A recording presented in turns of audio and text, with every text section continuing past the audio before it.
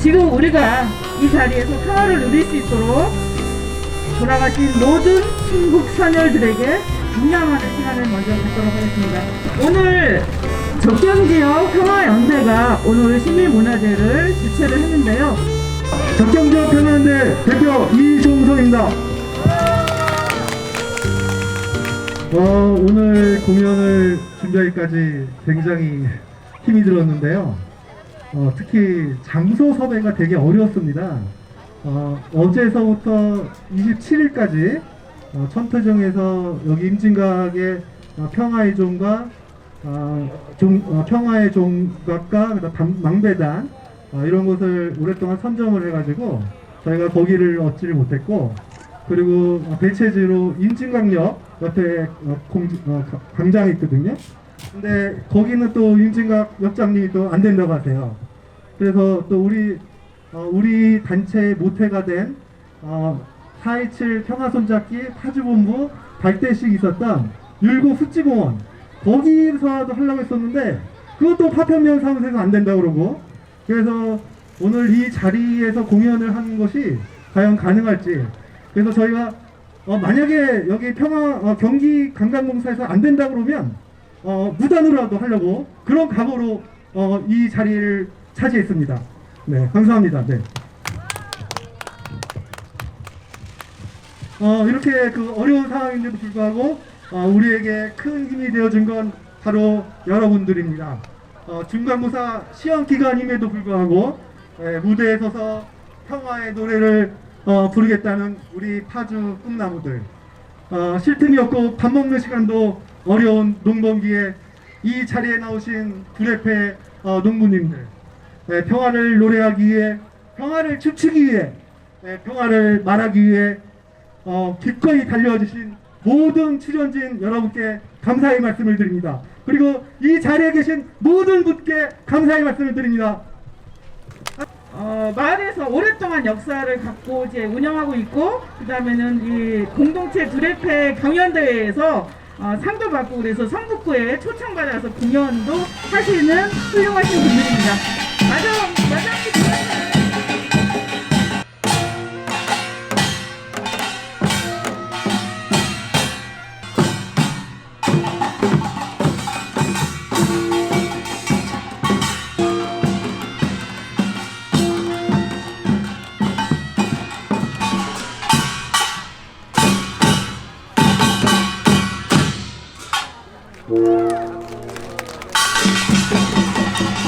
파주의 자랑이고 또 전국에서도 이미 널리 알려져 있습니다. 근데 작년에 코로나 때문에 이렇게 공연할 기회가 많이 없었어요.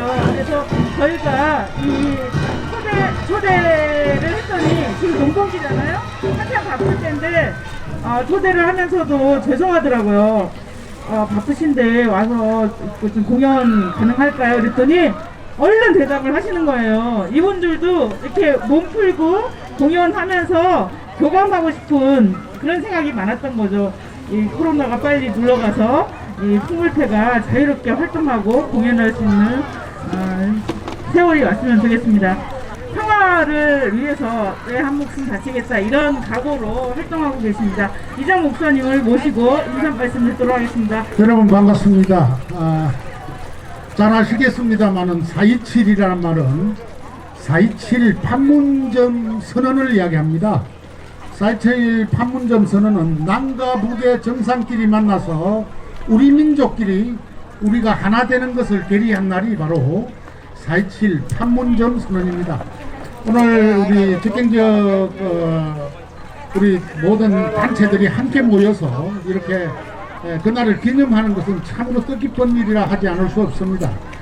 또 북쪽의 수반과 남쪽의 수반이 함께 만나서 남과 북의 잘못된 부분은 고치고, 또 남과 북의 하나 되는 모든 사업들을 통틀어서 해나가겠다는 그 계리를 다진 것은 바로 우리 민족의 쾌거였습니다. 그런데 그 쾌거가 지금 잘 이루어지지 않고 있습니다. 예를 들어서 경의선 연결이라든가 개성공단 사업 재개라든가 금강산 관광이라든가 이런 것들이 잘 되지 않고 있습니다. 이것은 바로 우리 민족의 사업을 방해하는 외세가 있기 때문에 그렇습니다. 그 외세 때문에 우리 민족의 사업들이 잘 이루어지지 않고 있는 것은 참으로 안타깝습니다. 앞으로 우리 4.27 기념 문화제 같은 이런 많은 행사들이 열려서 다시 한 번 더 4.27 판문점 선언과 같은 민족 쾌거의 날이 계속 도래되고 또 북미 간의 평화 협정이 맺어지고 한다면은 우리 민족은 세계에서 열강이 되는 큰 업적을 이루어낼 수 있을 것입니다. 남과 북이 하나가 된다면은 세계에 적어도 2, 3위를 다투는 군사 강대국이 될 것이고 또 부자 나라도 될 것입니다.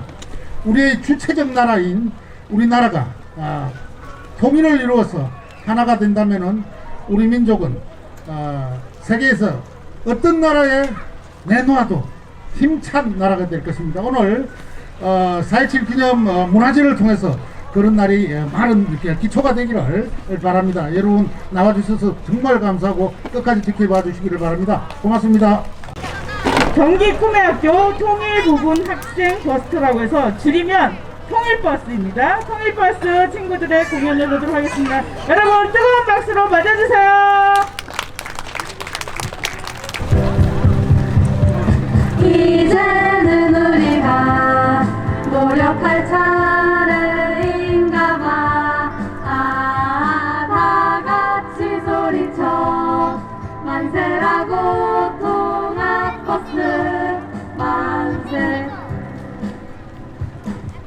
모두 일어나 70년의 기다림을 외쳐라.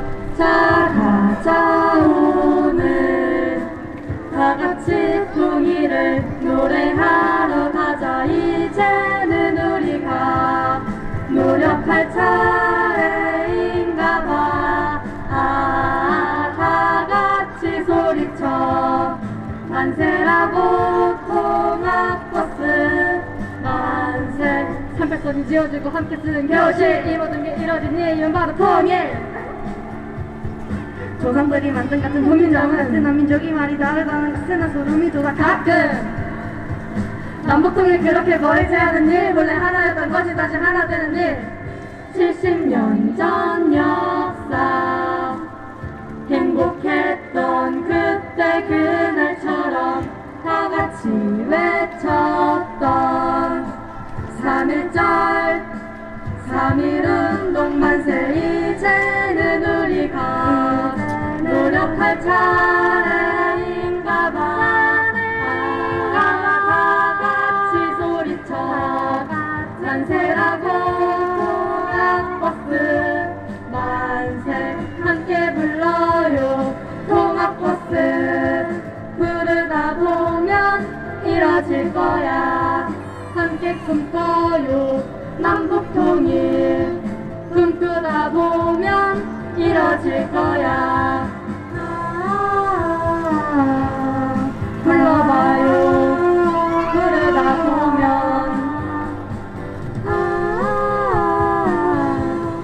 꿈을 꿔요 꿈꾸다 보면.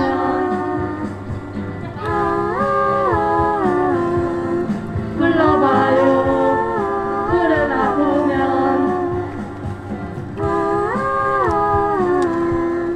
통일해요 통일한다면. 감사합니다. 여기 문산 동중, 문산 독중 친구들이거든요. 제가 이 친구들 이렇게 그 꿈의학교 활동하는 때 제가 취재를 갔었는데 작사도 직접 했고요, 작곡도 직접 했어요. 그래서 누구나 꿈을 가지면 지금 이 친구는 통일을 얘기했지만 본인 스스로도 작곡하고 작사하고 이럴 거라고 생각을 못했는데 하겠다고 꿈을 꾸고 열망을 가지니까 됐거든요. 그래서 이 친구들을 잘 지도해 주신 선생님의 말씀 듣고 정리하도록 하겠습니다. 예, 안녕하세요. 저는 그 경기 꿈의학교 저희 통일포문 학생 버스커입니다. 통학버스라고 줄여서 얘기를 하는데요. 통학버스 홈지기 교사 장희윤이라고 합니다. 만나서 반갑습니다. 네, 저희 경기 꿈의학교 통합버스는 문산 지역의 초등학교 6학년부터 중3까지 아이들이 모여서 통일을 노래하는 버스커들의 모임으로 이렇게 만들었습니다. 근데 작년에 아시다시피 코로나로 상황이 많이 어려워서 저희가 계획했던 버스킹 활동을 많이 못했었는데요. 그게 어떻게 보면 좀 전화위복이 돼서 저희가 작년에 그 통일로 가요라는 그 통일 창작 가요제를 나가서 저희가 직접 이게 저희가 만든 자작곡이거든요. 이 노래로 저희가 84팀 중에서 당당히 2등 최우수상을 수상해서 저희가 상금도 700만 원을 받았습니다. 네, 와. 네, 그래서 저희가 뭐 의미가 거기서 굉장히 노래를 잘해서라기보다는 거기 많은 분들이 우리 아이들이 정말 통일의 주축 세대가 돼야 될 텐데 이 아이들이 직접 만든 노래 부족하더라도 그 노래를 부른다는 것만으로도 큰 의미가 있다는 점에서 아마 저희도 수상을 해주신 것 같고요. 앞으로도 이렇게 통합버스 그리고 또 저희 미래 세대 친구들이 많이 통일을 또 염원하고 꿈꾸기를 바라면서 저희 통합버스 계속 노래하겠습니다. 감사합니다. 여러분 뜨거운 박수로 보내드리도록 하겠습니다. 네, 감사합니다. 이분은 DMZ 해마르톤에 살고 계시면서 DMZ 통화와 DMZ에 대한 고민을 오랫동안 해오신 분이고 임진강이라는 책을 쓰셨습니다. 그래서 여러분에게 인사 말씀을 한다고 합니다. 여러분 박수로 맞아주시기 바랍니다. 예, 반갑습니다. 저 소개받은 이재석입니다. 다시 인사드리겠습니다. 문화재에서 인사를 하라 그래가지고 인사만 꾹꾹하고 내려갈까 했는데 그러면 또 너무 무례한 것 같고 어떻게 해야 되나 싶어서 좀 생각이 많았는데요. 이 깃발을 보니까 그리고 4.27 기념이라는 이 제목을 보니까 딱 생각이 났는데 제가 몇 해 전부터 여러분도 아실 거예요. 여기 DMZ에 있는 마을 남쪽에는 대성동 마을이 있고 북쪽에는 기정동 마을이 있어요. 근데 대성동 마을에는 태극기가 높이 올라가 있고 기정동 마을에는 이제 인공지가 높이 올라가 있죠. 근데 그 깃발이 높이가 북쪽 인공지는 160m 깃대 위에서 인공지가 날리고 있고 대성동에서는 100m 높이의 태극기가 날리고 있어서요. 임진강변 웬만한 언덕에 올라가면 거의 다 볼 수 있어요. 여기는 이제 앞에 야산이 가려서 안 보입니다만 조금만 높은 언덕에 올라가면 다 보일 정도로 그 깃발이 흔들리는데 제가 한때는 저 높은 깃대를 세우면서 서로 만날 수 없는 수직의 깃대를 세워서 경쟁하던 남북이 빨리 만났으면 좋겠다. 빨리 만나면 두 마을 사이에 조그만 사천이라고 작은 내가 하나 있는데 그 내를 건너는 다리를 저 철판만 넘어뜨려도 충분히 두 마을이 닿겠다 이런 생각을 했었는데 몇 해 전에 이 4.27 행사를 보고 약간 생각이 바뀌었어요. 내리지 말고 이걸 올리면 어떨까. 한반도기를 대성동에도 한반도기, 기정동에도 한반도기가 올라가서 160m, 100m 높이의 후기대가 말 그대로 비무장지대에서 나붙는다면 그것보다 훌륭한 일이 없겠다 이런 생각을 해서 제가 개인적으로는 이런 말을 좀 드린 바가 있는데 제가 이렇게 별로 능력 있는 사람이 아니라 그걸 실현하는 데는 실패했습니다. 아마 여기 계신 분들이 좀 추진해 주시면 훨씬 실현 가능하지 않을까. 4월 27일도 좋고 광복절도 좋고 남북이 함께 기념할 수 있는 날 한번 이렇게 한반도기를 올리면 평화의 상징이 되고 또 이런 행사를 개최하면서 남북이 만나는 소중한 기회가 되지 않을까 이런 생각을 해봤어요. 그런 게 오늘 이런 문화제와 함께 이루어졌다면 훨씬 좋았겠다 이런 생각이 좀 듭니다.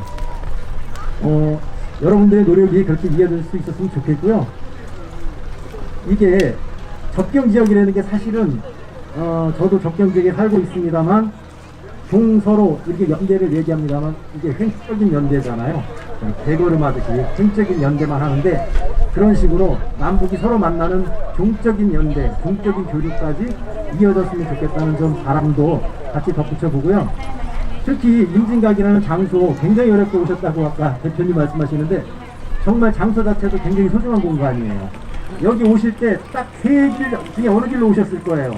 자유로로 오셨거나 통일로로 오셨거나 아니면 경선 철도를 이용해서 오셨거나 이 세 길 이외에는 없습니다. 근데 이 세 길은 전부 남북 화해와 평화의 상징이에요. 통일로는 7.4 남북 공동 승인명이 이루어진 해에 만들어진 도로고요. 자유로는 남북 기본 합의서가 채택된 기념으로 그 기회로 만들어진 도로고, 경의선은 물론 일제시대에 만들어진 거긴 합니다만 개성까지 연결되는 철도가 임진각을 통과하게 된 건 남북 정상회담, 2000년 남북 정상회담의 결과예요. 그러니까 남북의 화해가 이루어지는 획기적인 사건이 날 때마다 임진각으로는 길이 생겼고, 그 길을 통해서 우리는 임진각에 오게 됩니다. 그러니까 아마도 앞으로 정말 평화가 이루어지고 남북이 하나가 되는 때가 오면 또 다른 길이 만들어지겠죠.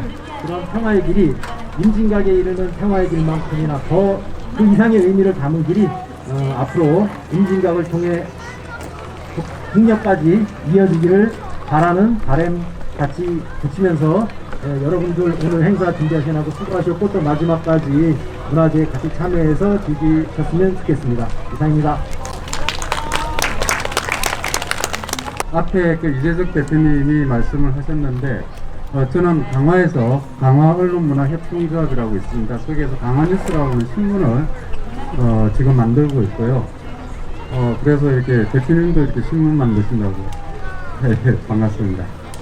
그 대표님이 이렇게 그 기장덕 마을하고 거기 인공기와 태극기가 걸려 있고 대신에 한반도기를 올리자라고 말씀하셨는데, 제가 그 말씀 들으니까 문득 이런 생각이 들었습니다. 현재 그 우리나라에 주둔하고 있는 미군 기지 또는 이렇게 전방부대에 가게 되면은 유엔 깃발이 꽂혀 있죠. 유엔 깃발 꽂혀 있는 거 못 보셨습니까? 유엔 깃발이 꽂혀져 있습니다. 근데 유엔 깃발이 꽂혀져 있는 것은 불법일까요? 합법일까요? 불법입니다. 유엔 깃발이 꽂혀 있을 수가 없습니다. 왜냐하면 유엔 깃발이라고 하는 것은 유엔에 의해서 유엔 깃발 사용에 관한 규정들이 있습니다. 법률이 존재합니다. 그건 국제법에 해당하는 부분들이고요. 그러나 우리나라에 주둔하고 있는 유엔군 사령부, 유엔사라고 보통 이야기를 하고 있습니다만은, 유엔 사령부가 공식적인 유엔의 공식적인 군사 조직이 아닙니다. 산하기관이 아닙니다. 유엔군은 평화유지군이 있고요. 유엔 사령부라고 하는 부분들은 1950년 6월 25일 날 한국전쟁이 터졌을 때 미국 주도 하에서 이미 만들어진 임시 그 부대였던 거죠. 정확한 명칭은 통합작전군 사령부였습니다. 근데 그걸 유엔군 사령부라고 미국이 통상적으로 쓰고 있을 뿐이고요. 그래서 유엔군 사령부라고 하는 것은 유엔 법적으로도 그렇거니와 어떤 조직에서도 이게 인정받지 못하는 일종의 불법적 페이퍼 기구에 불과한데, 이 유엔사가 바로 그 한국정전협정의 당사자로 이렇게 나서게 되면서, 이를테면은 철조망이라든지 그 다음에 각 부대에 유엔 깃발을 꽂고 있는 거. 그래서 유엔 사무총장이 갈리토스 사무총장이 북한을 방문하고 판문점을 넘어서 남한으로 내려올 때 거기에 꽂혀있는 유엔 깃발을 보고 내리라고 그랬어요. 자기가 허락한 적이 없었고 유엔에서 한 번도 허락한 적이 없었다라고. 그래서 내리라고. 그래서 일부에서는 지금 캠프와 군부대, 그 다음에 우리가 이렇게 어떤 타이거 위령탑이라든지 부산의 유엔 공원이라든지 가면 유엔 깃발이 있는데요. 그 유엔 깃발 게시는 전부 다 불법입니다. 그래서 유엔 깃발을 내리게 하자라고 하는 그런 운동도 이렇게 일각에서는 들어지고 있는데, 제가 말이 길었습니다만 그 대신에 유엔 깃발을 갖다 내릴 뿐만이 아니라 이 한반도기를 거기에다 달면 참 좋지 않을까라는 생각이 문득 들어서 말씀드렸습니다. 감사합니다. 한강하고 병아리 뱃지역에 대해서 잠시만 말씀드리도록 하겠습니다. 우리 접경 지역에는 남과 북을 가르는 것이 세 개가 있습니다. 하나는 이 임진각이 포함되어져 있는 DMZ가 있고요. 그 다음에 파주시 탄현무부터 시작해서 강화군 서dom의 말도까지 이르는 한강하고 중립 지역이 있고요. 그 다음에 말도로부터 시작을 해서 저쪽에 서해에서 가르는 NLL 경계선, 국방 한계선이 존재하고 있죠.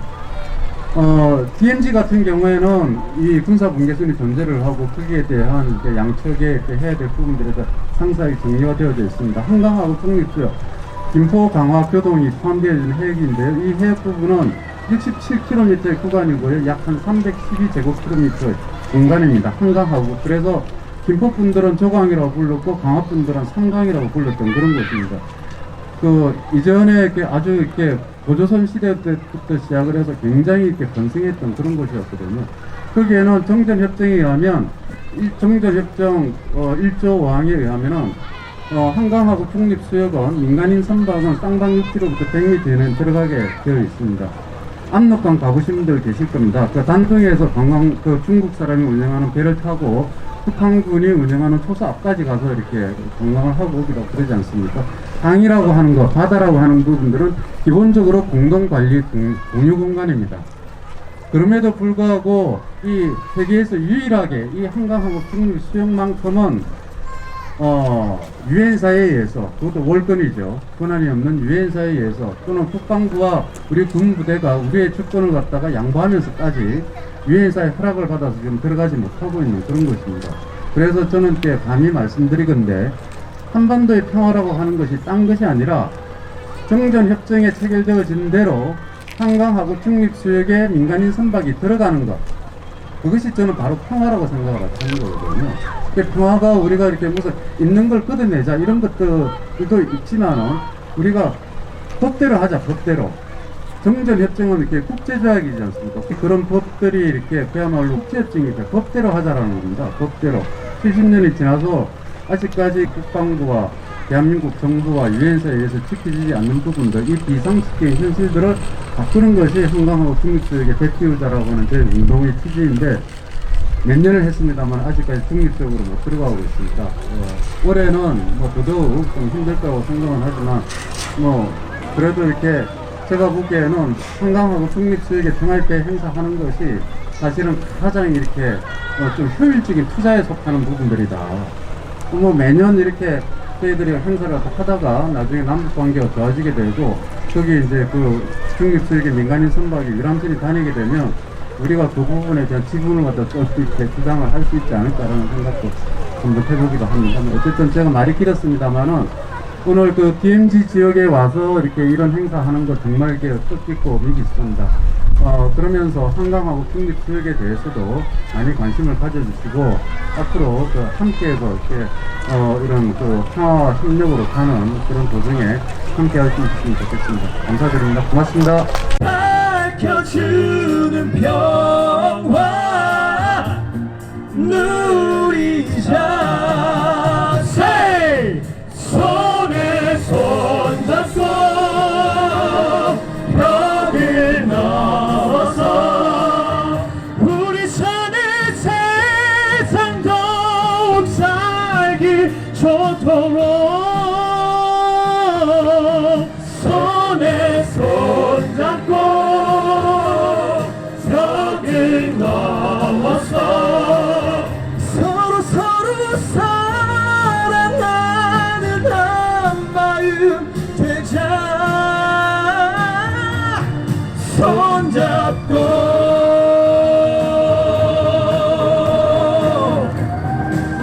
네, 오늘 오신 분들 너무 반갑고요.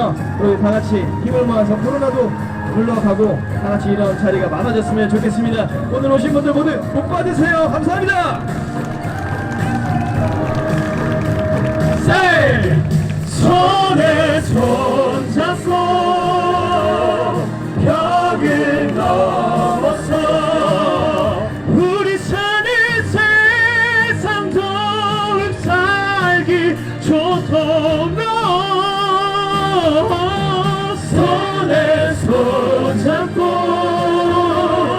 벽을 넘어서 서로 사랑하는 한 마음 되자. 어떻게? 손잡고 우리 모두 내 손을 잡고 한 마음 되자.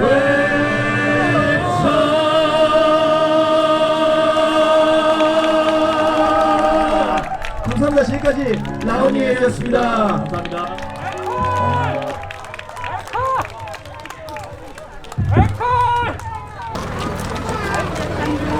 지금 앵콜 준비가 안 돼갖고 너무 아쉽죠. 모두들 이렇게 있는데 죄송해요. 라오니엘이 들어가고 제가 나와서 죄송합니다.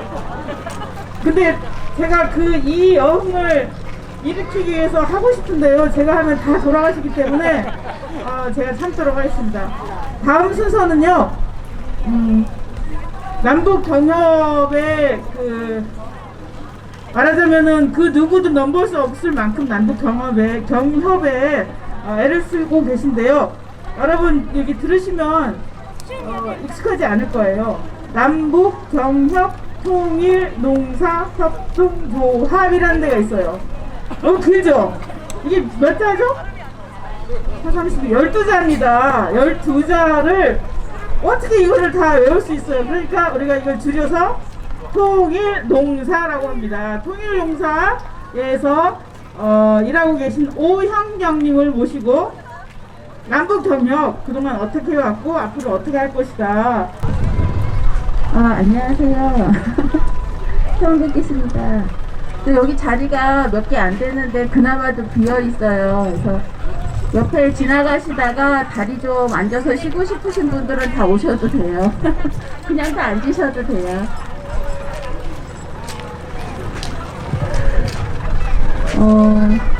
안녕하세요.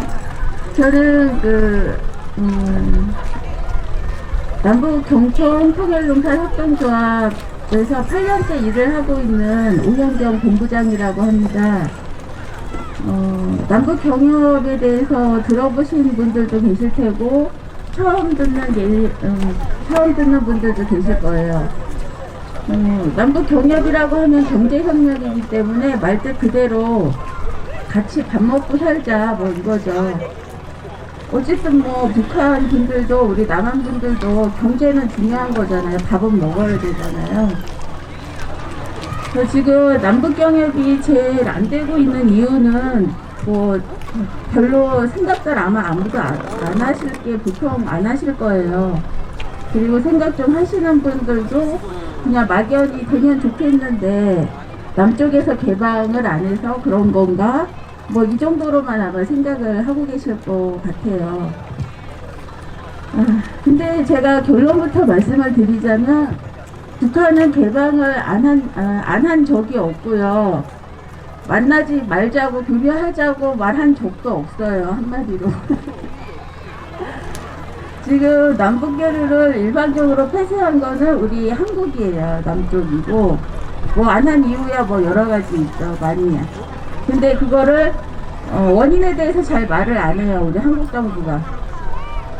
원인은 지나가면 다 잊어버리고 그냥 북한이 무슨 자폐야 무슨 정신병자인 것처럼 그렇게 취급을 해요. 아무 말도 안 했고 아무것도 안 만나려고 하는 그런 존재인 것처럼 그렇게 분위기를 띄워요. 항상. 사실 뭐 남북경협에 대해서 말하자면 뭐 되게 내용이 많겠지만 간단히만 말씀을 드릴게요. 기회를 주셨으니까.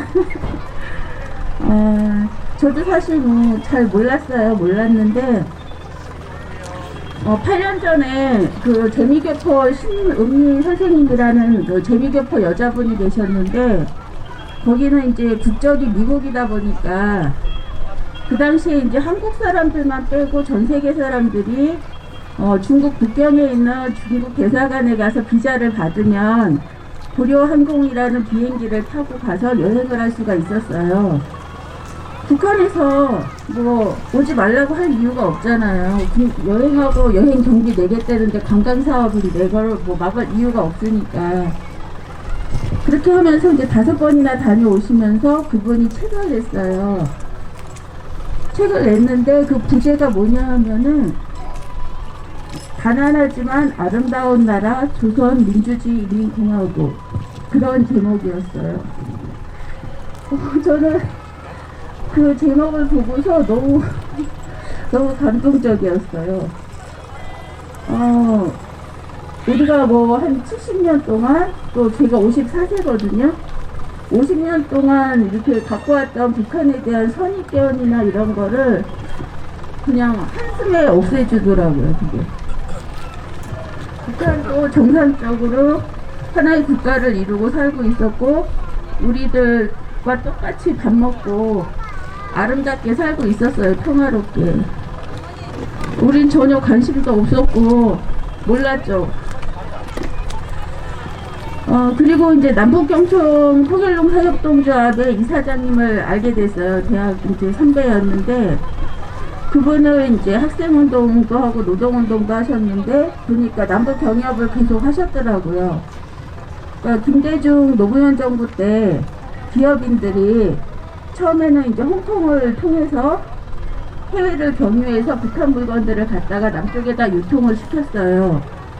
그게 계기가 돼서 이제 나중에는 6.15 선언이나 남북 교류 협력 기본법 같은 것도 나오고 남북 교류가 어느 정도 되고 있었어요. 그러다 보니까 그 당시에 한 수천 개의 업체가 북한을 오가면서 북한 고사리나 뭐 북한 그 제품들을 갖다가 한국에 유통을 시켰어요.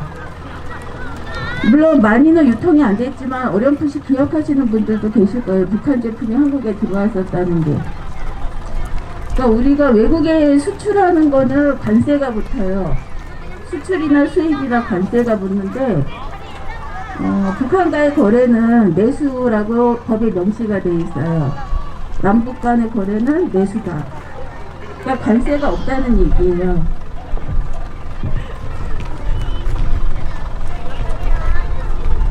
근데 그런 조금의 교류가 경제 협력이 시작이 되고 있었는데 그게 막힌 게 언제냐면은 이명박 그 집권 시기 2010년 천안함 사건 이후에 나온 오이사 조치라는 것 때문이었어요.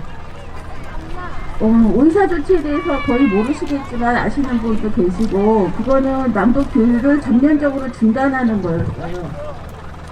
그러니까 김대중 노무현 정부 때 경제협력을 좀 하면서 교류를 하고 좀 남북관계를 좋게 풀어가려고 하는 그런 거를 극강산강강도 되고 있었죠 그때. 그랬는데 이명박 정부 들어서면서 어떤 다강자 사건으로 인해서 금강산을 폐쇄하고 그 다음에 남북교류를 다 폐쇄시켰어요 못하게. 그것도 그냥 국회를 통과한 것도 아니고 법으로 제정한 것도 아니고 그냥 이명박 대통령 직권으로 대통령령으로 통일부에서 이렇게 통일부나 뭐 어쨌든 대통령령으로 시행을 한 거예요. 어쨌든 그 당시에 수천 개의 업체가 돼서 갑자기 망했어요. 망했고 10년 동안 그거 보상하라고 이제 오이사 해제 투쟁을 했었고 그 다음에 이제 2014년이었나 박근혜 시기에 개성공단 폐쇄한 사건은 뉴스에 많이 나와서 아실 거예요. 개성공단은 뭐였지 하는 사람들도 있겠지만 다 폐쇄했는데 개성공단은 폐쇄를 못했었어요. 그 당시에 이명박 시기에. 그거는 특별법이었기 때문에 특별법으로 할 수 있게끔 되어 있었기 때문에 신규 투자만 금지시키고 기존에 있던 업체들은 명맥만 좀 유지하고 있었어요. 개성에 왔다 갔다 한 거죠 계속. 개성은 북한 땅이죠. 북한 땅에 남의 땅에다가 이제 땅을 내주고 그러니까 투자를 하고 거기 노동자들한테 임금을 주고 이렇게 하겠다고 해서 북한에서 땅을 내준 거였어요. 근데 그것도 이제 박근혜 씨가 일반적으로 폐쇄를 시켰죠.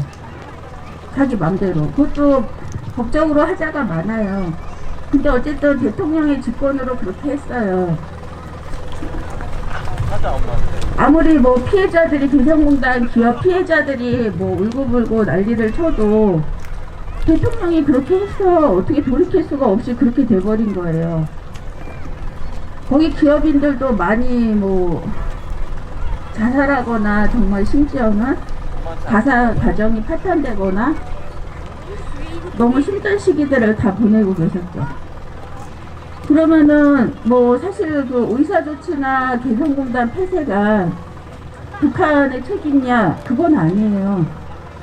두 개 다 남쪽에서 일방적으로 한 거예요. 이명박 대통령이 했고 박근혜 대통령이 했었어요. 그러니까 그것만 잘 알고 있으면 우리가 다시 문제를 어떻게 풀어가야지에 대해서는 좀 판단을 해야 될 것 같아요. 결코 북한이 막은 적이 없어요, 경협을. 북한은 하자고 그랬어요. 정상적인 국가니까. 근데 지금 그 남북경협을 못하고 있는 가장 큰 이유는 두 가지예요. 그 이명박 때 중단시켰던 의사를 법적으로 해제를 못 시키고 있고, 현재 정부에서. 두 번째는 미국에서 행하는 각종 대북 제재예요.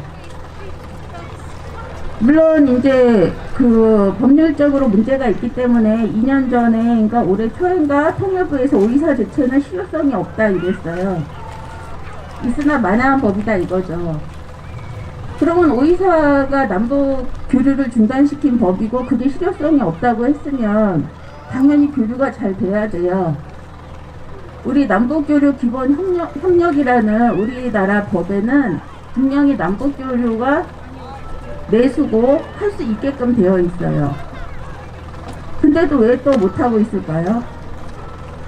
그거는 그 미국하고 유엔이라는 이름으로 대북 유엔 그 위원회가 있어요. 유엔의 대북 제재 위원회가 있어요. 미국이나 우리나라에서 통일을 반대하는 사람들이 주로 참여하고 있는 데인데, 거기서 또 대북 제재를 하고 있어요. 근데 그 대북 제재 내용을 아시는 분이 거의 없어요. 제가 요번에 그 오이사 조치가 실효성이 없다고 하길래 북측하고 통일부에다 접촉 신고를 내고 그게 한 240가지 식료품을 갖고 오겠다고 반입 신청을 냈었어요. 근데 그런 와중에 3년 동안 별별 거를 다 알게 됐는데, 그 유엔 제재 품목에 그 메기 깡통 조림이 있었어요. 메기 훈제. 메기 훈제 되게 맛있잖아요. 우리도 메기 매운탕 여기 파주에서도 유명한데 많이들 먹잖아요. 근데 메기 매운탕이 거기 유엔 제재 품목에 들어가 있어요. 그 이유를 아시겠어요? 상식적으로는 이해가 안 되는 거예요. 그러면은 우리가 쌀이나 뭐 현금 같은 거는 안 돼, 제재 품목이라는 걸 어렴풋이는 알고 있었어요. 그런 생필품조차도 다 뭐 군사용품으로 쓸 수 있다고 생각을 했는지 그게 제재용품인 건는 알고 있었는데, 하다못해 생선 그 깡통 조림까지, 그 다음에 바늘 있죠, 바늘이나 또 손톱깎이, 그 다음에 의료용 스프레이 같은 거, 그 세부치가 요만큼이라도 들어간 건 다 제재 품목이에요. 그래서 제재 품목 아닌 거를 찾았어요. 도대체 유엔 제재 품목이 있고 미국 제재 품목이 있으니까 제재 품목 아닌 걸로 그럼 해보자 해서 아닌 거를 찾다 보니까 북한 술이 있더라고요. 술은 제재 품목은 아니에요. 그냥 사치품으로 돼 있어요. 소주인데 우리나라에서 소주 일반적으로 다 마시잖아요. 북한에도 소주가 있어요. 평양소주라고 그래서 100% 국주예요. 그래서 굉장히 질이 좋아요. 그거는 제재 품목은 아니에요. 사치통으로 들어있긴 한데 제재 품목은 아니길래 그거를 이제 다시 반입 신청을 냈어요. 근데도 그게 승인하는데 너무 오래 걸리고 있더라고요. 뭐 보이지 않는 그 검은 손들이 많이 있나 봐요. 뭐 이유는 또 여러 가지가 있어요. 못하게 하는. 뭐 제가 원인은 다 알고 있지만 여기서 말은 안 하겠어요. 앞으로 될 거라고 생각을 하기 때문에. 근데 그게 되기 위해서는 우리가 좀 알아야 될 것 같아요. 그 너무 황당한 그 대북 제재들이 그거부터 그런 그물 같은 덫 같은 그런 것부터 좀 제거를 해줘야 우리가 북한하고 교류를 할 수 있다는 거. 저 아는 게 힘이라고 그러잖아요. 생각의 힘. 그건 말도 안 되는 거다. 대북 제재 그런 거는 시작부터가 사실은 말이 안 됐었고, 대북 제재를 마치 미국이나 유엔은 법인 것처럼 말을 하지만 그게 과연 북한에서도 법일까요? 대북 제재는 한국이나 미국이나 유엔에서나 합법적인 법이지 북한의 입장에서는 그거는 합법적인 법이 아니에요. 그냥 부당한 조치일 뿐이지. 우리가 그 일본이 뭐 작년에 한국에 그 물통을 제재한답시고 그래서 너무 어이가 없어서 지네 물건 팔아주니까 오히려 그거를 갖다 수출 안 하겠다고 하는 그런 웃기는 짓을 했길래 우리가 그걸 다 개발을 했잖아요.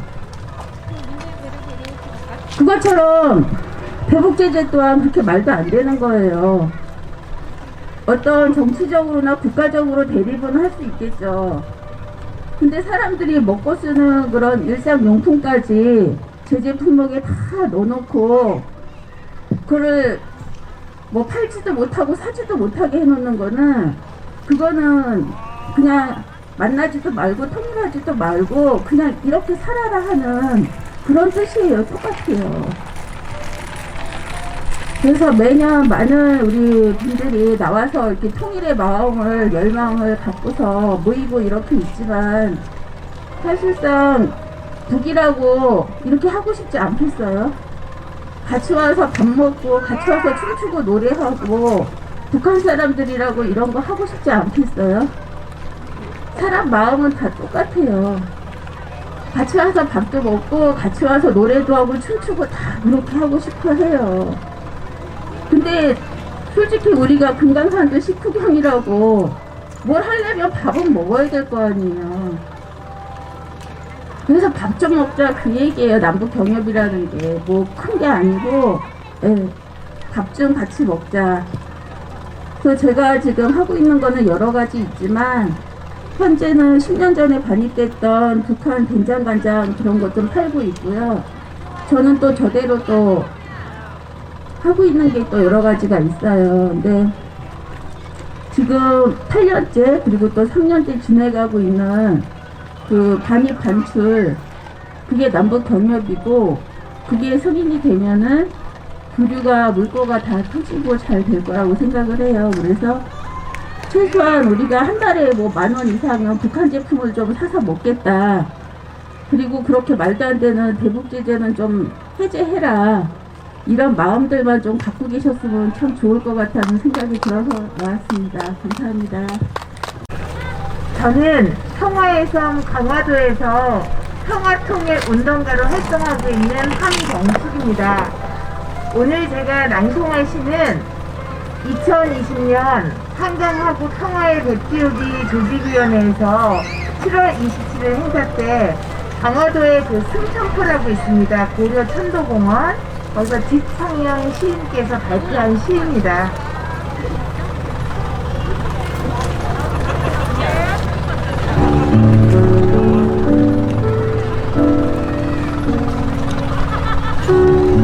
번영의 항구로 출항하는 평화의 배 지창영, 배를 띄운다.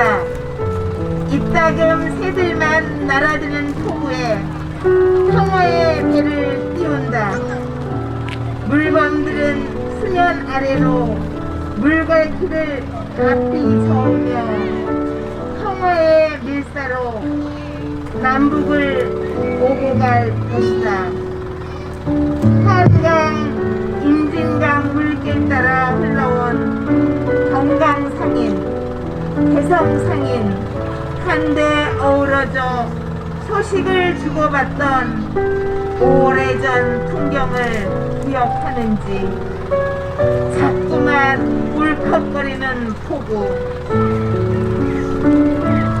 바다를 바라보며 고향을 그려온 지 언 68년, 고향하늘 돌아서 날아오는 제비들에게 안부를 물어온 시간들, 인당수에 눈물을 뿌리고 피를 뿌려온 침몰의 세월, 기다려도 기다려도 그는 오지 않았다. 임진강물, 한강물 뒤섞여 흘러간 서해 하늘에 저녁마다 해가 맺히도록 부르고 불러도 기다리던 소식은 오지 않고 눈물만 일렁였다. 남과 북 정상들이 손을 잡고 휴전선을 넘나들면서 이제는 한강 하구를 열자고 약속했지만 무엇이 가로막는지 약속은 지켜지지 않는다. 병인년 12년에 배를 들이밀고 포를 쏘아 소화되던 양인들처럼 우리의 평화를 깨뜨리는 자 누구인가? 강강하고 공동이용을 가로막는 한미 워킹그룹은 누구를 위한 것인가?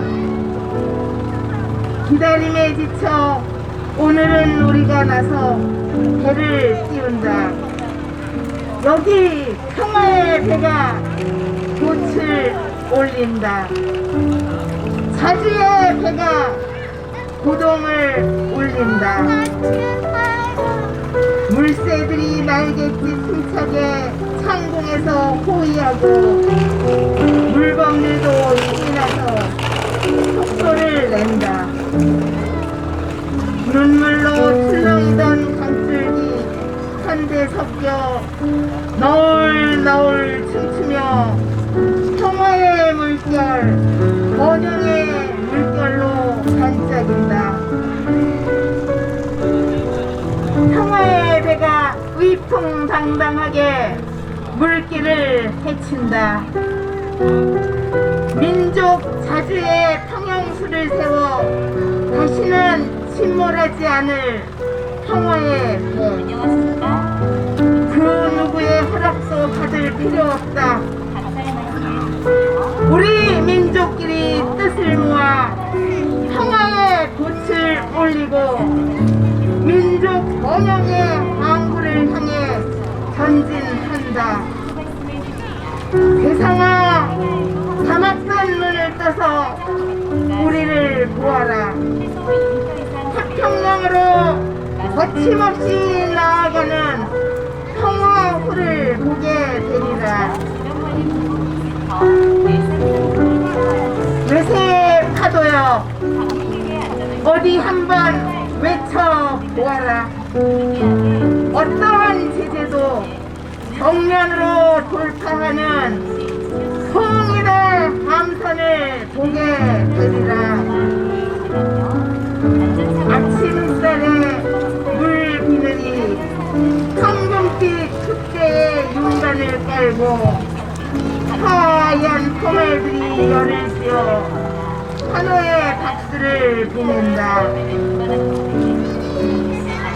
우리 민족 평화의 배가 푸른 물살을 가르며 힘차게 나아간다.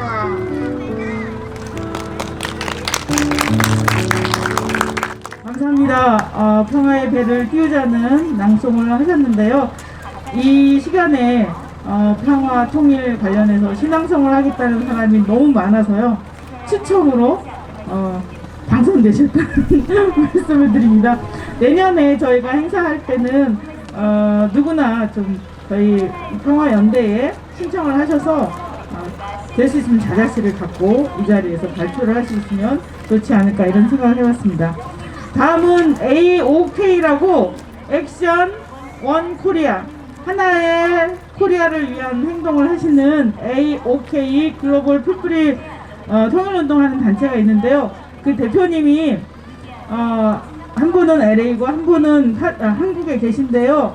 LA에서 지금 오신 분은 내일까지 자가격리 기간이어서 못 오시고, 그래서 이기묘 씨가 오기로 했는데 그분이 며칠 전에 교통사고가 나서 지금 병원에 입원해 계십니다. 그래서 오늘 이 자리에는 못 왔는데요. 인사말을 보내왔습니다. 인사말 내용은 거의 그 120년 역사를 관통하는 선언문과 같은 이런 내용인데, 저희 적정지 평화연대의 카페나 뭐 이런 데서 찾아보시도록 하고요. 간단하게 말씀드리면, 남북 관계 회복이 국가보안법과 미국의 방해와 일제의 반대로 어려운 것 아닌가요? 세상사 양심과 상식을 회복하는 일이 미국 앞에선 인간에게 어려운 일인가요?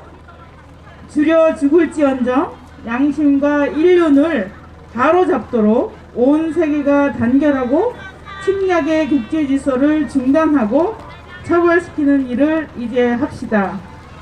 4.27 기념 접경지역 시민문화제를 준비하시는 통일의 일꾼들께 고마운 말씀과 하늘에 뜨신 평화 통일이 다가왔음을 전합니다. 라고 이기묘 대표님께서 인사말을 보내주셨습니다. 네, 안 계시지만 이기묘 대표님의 쾌유를 바라면서 박수를 치도록 하겠습니다. 그럼 오늘 행사의 대미인데요.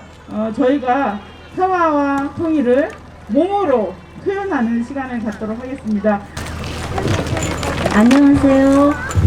네, 현대무용가 최고별 선생님이 제주 4.3 현령들을 진원하기 위해서 만든 평화의 춤이에요.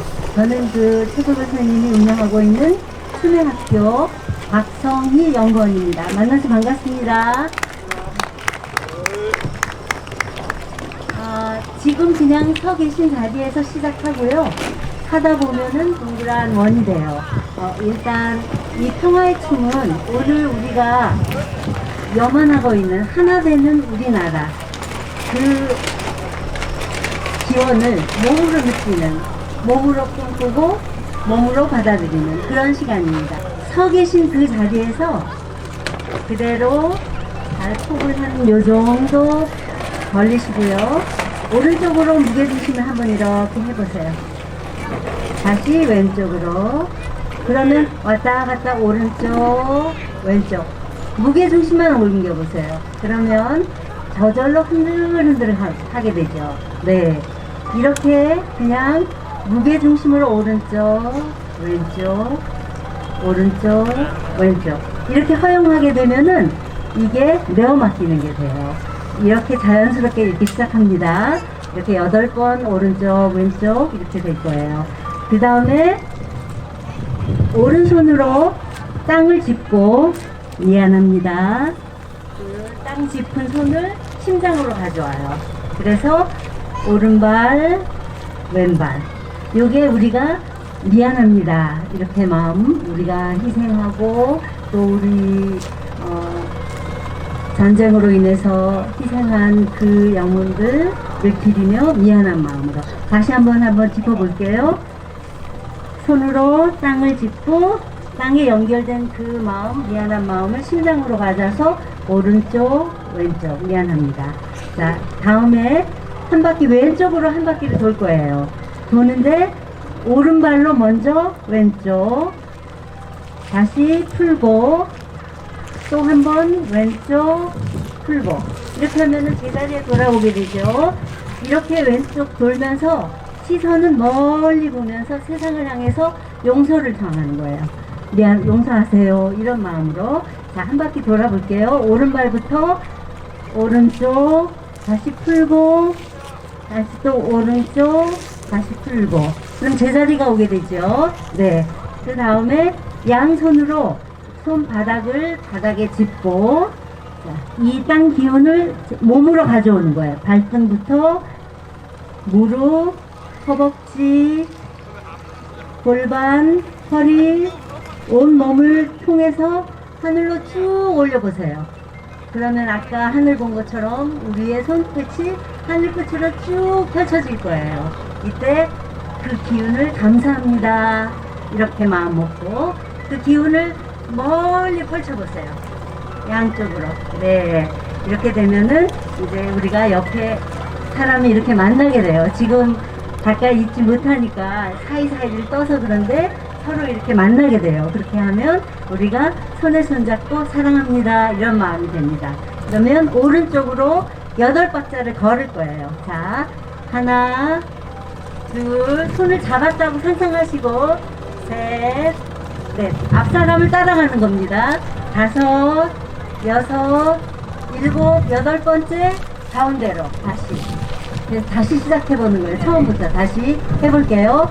땅을 짚고 짚은 손을 심장으로 연결해서 미안합니다. 하나, 둘. 다시 오른발을 왼쪽으로 하나, 둘. 시선을 멀리 세상을 향해서 용서하세요.